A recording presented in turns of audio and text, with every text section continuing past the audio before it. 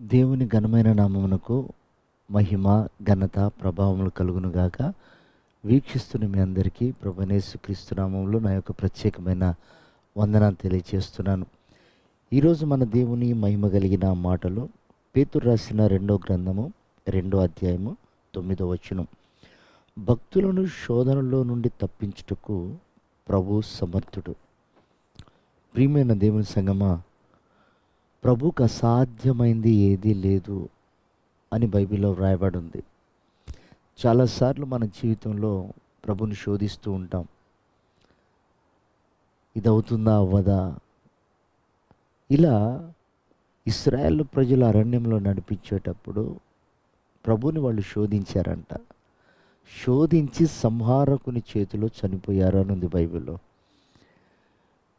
ప్రియమైనటువంటి వారులారా, ఆయన ఆకాశానికి భూమికి అధిపతి. ఆయనకి సమస్తము సాధ్యమే.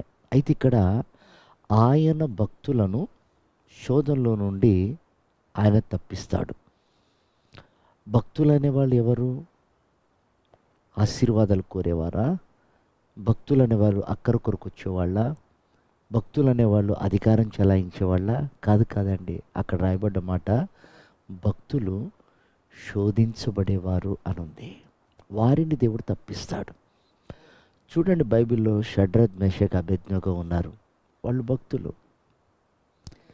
వాళ్ళను శోధిస్తుంది ఆ బబిలోను సామ్రాజ్యం అంతా. ఇదిగో మేము ప్రతిమని చేశాము, దానికే మీరు నమస్కారం చేయాలి. వాళ్ళ భక్తికి ఒక పరీక్ష.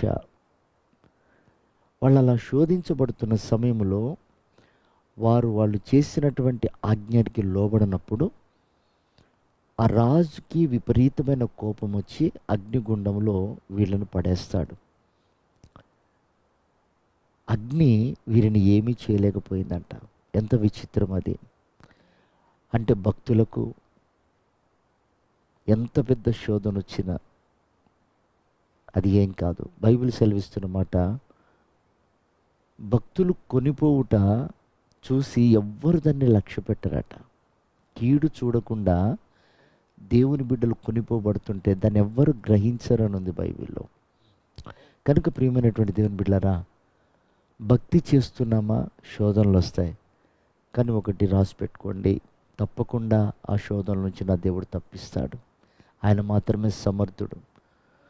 చూడండి, డానియేల్ని సింహాల బోన్లో వేసినప్పుడు ఆయన తప్పించబడ్డాడు. యోసేపుని చెరసాల్లో వేసినప్పుడు ఆయన తప్పించబడ్డాడు. అంటే దాన్ని బట్టి మనం గ్రహించవలసిన సత్యం ఏంటంటే, ఆయన భక్తులు శోధనల నుండి ఆయన తప్పిస్తాడు. అయితే ఇక్కడ ప్రాముఖ్యంగా మనం గ్రహించాల్సిన సత్యం ఏంటంటే, ఆ శోధన కాలంలో మనం వెనకడుగు వేయకూడదు. అలా వేసామా దేవుని ఆత్మ సంతోషించదు.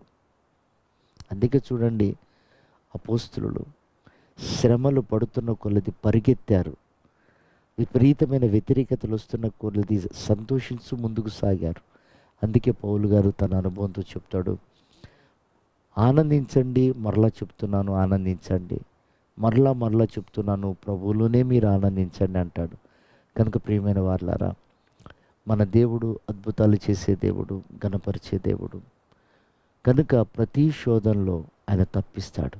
నమ్మకంగా ఆయన నిలబెట్టిన స్థలంలో, ఆయన ఉంచిన స్థలంలో మనం ఉండగలిగితే చాలు. కార్యాలు ఆయనే చేస్తూ వెళ్తాడు. నిశ్చయంగా అలాంటి అభిషేకము, అలాంటి దర్శనం ప్రభు ఈ ఉదయకాలం మనందరికీ అనుగ్రహించి ఆయన రాకడకు సిద్ధపరచును గాక. ఆమేన్.